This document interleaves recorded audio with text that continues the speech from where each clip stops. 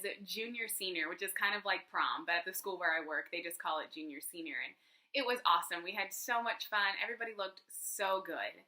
And something that I thought was so funny was a couple of weeks leading up to junior senior, girls would be like, oh my gosh, I hung my dress up in front of my refrigerator so I would remember, when I went to go eat that donut, I'd be like, oh no, junior senior. And I do that too. I'm so bad with it. I put a pair of shorts on my dresser probably almost a year ago, and I can finally fit into them now. But I would look at those shorts and remember, oh, okay, this is my goal. I need a visual reminder because I'm a visual learner, like we learned last week with the Jenga, which I still hate Jenga, by the way. But anyways, so I just thought it was funny.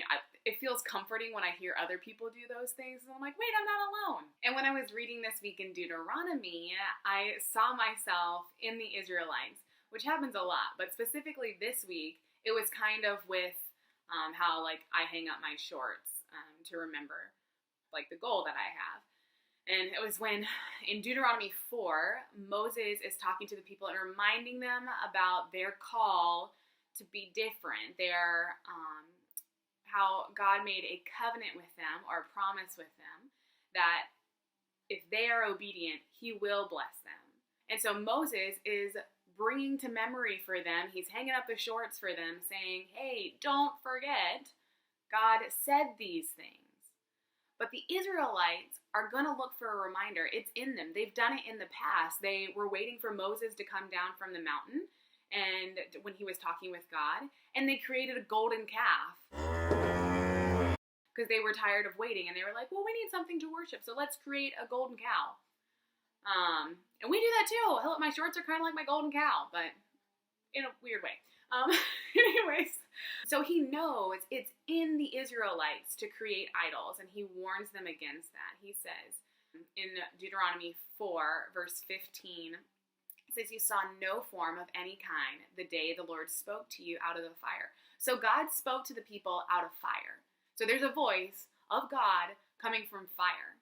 That's wild. And they've seen a lot of wild things as they've been walking to get to the promised land. They've seen, well, he parted the Red Sea, and God made water come from rocks, and he is giving them food from heaven. He's giving them manna. It's crazy. So they've seen lots of amazing things. And so he says, when God spoke to you out of the fire, therefore watch yourselves very carefully so that you do not become corrupt and make for yourselves an idol, any image or any shape. And so it's not just like, well, don't make for yourself an idol out of a monkey. He's saying out of fish, out of birds, out of the stars in the sky. Don't make idols because you've heard God. Sometimes we just have to be okay with hearing from God and not getting that sign we've been asking for. So I know we'll be like, God, I just want to hear from you. I want to hear from you. I want to hear from you by seeing this. And then we look for that thing and look for that thing, and it almost becomes an idol for us. We have to be really careful with that. Are we okay with just hearing from God? Which is amazing that God still talks to us. He loves us so much, friend. You know who doesn't need a reminder of the promise? God. He doesn't need a nice family photo saying, oh, that's right, I promised them those things. It's in Him. He loves us, friend. He doesn't need a reminder. It's just in Him. So let's have that same kind of resolve. So what does that look like? We need to know His voice. In John 10:27, Jesus says, the sheep know my voice. We need to know His voice. Ask for that, to say, God, I want to know what it sounds like to hear you. And I think He'll be so faithful in that, because God is so keen to be active in our lives. He is active in our lives, and so He's keen for us to be aware of that. So we need to be praying, to know His voice. That's one way that's going to work out in our lives, that we won't make idols, and we'll be satisfied with hearing God, because we'll know His voice. And then after we hear His voice, we need to trust it, friends. Trust it. God is not a liar. Satan's a liar. God is not. God will not tell you something and then bail on it. God is faithful. So when He says He's going to do something, He's going to do it. If God says something, it's just truth. So we need to know what His voice sounds like, and we need to trust it when we hear it, friends.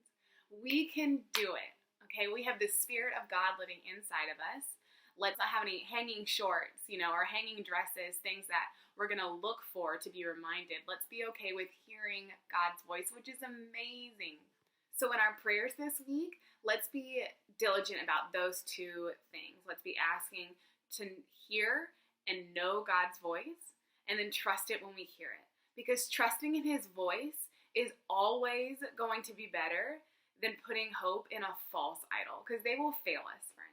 So let's have our ears open and our hearts ready to pursue whatever He says to us, friends. You can do it. I'll be praying for you, and I'll see you on next week's episode of The Current.